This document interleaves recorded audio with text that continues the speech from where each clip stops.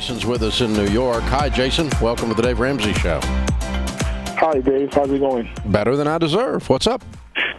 I have a question. I'm pretty sure you're going to yell at me about this, but it's a car-related issue. I make $51,500 a year. Mm-hmm. I got myself into a $62,000 car loan. Wow. What kind of car? It's a BMW. Nice. Okay. I do not have any other debt at all. I've actually used my credit card last year to buy the car, to put a down payment on the car, which was about $5,000. I've paid off $5,000 on the.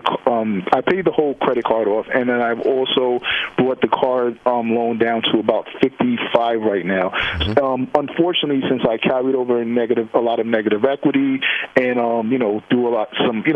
the warranty in there, it ended up being. I'm at this point upside down on that vehicle at least $25,000. So my question to you is, since I'm making some leeway and I don't have any other debt in the car, should I just continue pushing through and pay it off, or just get out of the car and, try another way? You bought an additional warranty? Yeah, I had them throw a warranty in there. How much is that? That one, the warranty was for an additional 5 years, unlimited miles for $3,500. Okay, so we can cancel that, and that'll cut down some of your upside down. And you're telling me that this car that you paid how much for? In total, the loan was... No, not the loan. What did you pay for the car? The actual cost of the physical car itself? Yeah, what was the price of the car? Oh, the car before... No, honey, the car you're driving. Equity. The BMW that you have in your driveway. Before the negative equity, the car... No, honey, not negative equity, not financing. What was the price of the freaking car? Yes, $45,000. Okay. And so your $60,000 was you had a negative equity already a 15-year-old in? Yes. Okay. That's what I was trying to get to. And so from 45, it's gone down to 25 in 1 year. A Beamer? No, it's down to the trade-in value. Well, even if I was to sell it private sale, it's at about 35, but I owe 55. Went down $10,000 in a year. Yes. Which model of Beamer is this? It's a 7 Series. Okay, that's hard, man. That's just a car that should have held its value better than that. I'm a little shocked. Okay, so you owe 55 minus say 5 for this warranty gets us to 50. You can sell it for 30. You're 20 in the hole. Okay, yeah. Which basically is a little bit of depreciation and the amount you were in the hole before. Yes, that's what it amounts to. Okay, all right. Well, here's the premise, and you're obviously a bright guy other than this decision, but the premise is it's very difficult to build wealth when you own things that are very large in ratio to your income that go down in value. So you have a very large item. It's 100% of your income annually, right? That's going down in value. And so when it loses 10%, 15, 20% in a year, that's a big hit as a percentage of your income. And it makes it very difficult for you to make progress in your wealth building. You can survive this, but it's just you're just dooming yourself to being broke. You know? Because when you turn $60,000 into $10,000 and you make 50, it's hard to survive that and prosper. Do you see what I'm saying mathematically?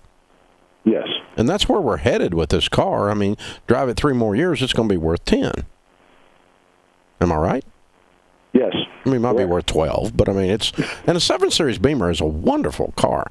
Matter of fact, I think Beamer's just making a wonderful product. I don't own one today, but I've owned several in my life. My son's got one, my daughter's got one. They're just great cars. I think they're making a good product. So it's not anything about that. It's just about where you are. Now, if you made $200 a year, you can afford to take this kind of hit, but you don't. So what is your income prospects? What are you going to be making next year? What are you going to be making the year after? What kind of an incline is your income on? I feel by next the year, I should be at somewhere around 60, and then after that, I'm hoping to be around 65. Yeah. Okay. You know. So this car is really bringing you great harm financially, is what it amounts to. Yes.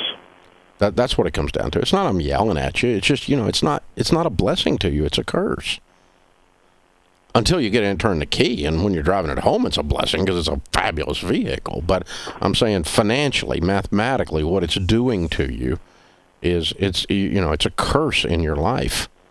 And it's kind of almost a movie scene or something. It's like this beautiful thing, this gorgeous item is in front of you, and it's the very thing that's causing your downfall. You see what I'm saying? Absolutely. It's like the temptation or something, like Satan is on the other side of this or something in a movie scene. You know what I'm talking about? And but it's like, whoa, I will tempt you with this. That kind of a thing, right? And so that's because I know this because you can tell I'm a car guy, right? I love cars. And I know Absolutely. this car, and so I was tempted in my 20s to do the same kind of stupid stuff. And as a matter of fact, I did. I had a Jaguar I couldn't afford, and so I know, and I drove it up in front of my grandpa's place, and he's like, "Son, I put my money in stuff that goes up in value. You ain't real bright, are you?" And that was my grandpa, right? So that's kind of where I started learning those lessons. So if I'm you, I'm getting out of this car. Now, obviously you're going to borrow $20,000 to do that, and you're going to be driving, a $2,000 car until you get that $20,000 paid off, and then you're going to save up and buy a car. But dude, you got to amputate the Beamer. Okay. You see why? Absolutely. Okay. And that's not me yelling at you. I just want you to win, okay? It made sense. I just wanted to know your opinion because I was had so much negative equity, if it was worth it. The problem is it's not going to get any better. Yeah.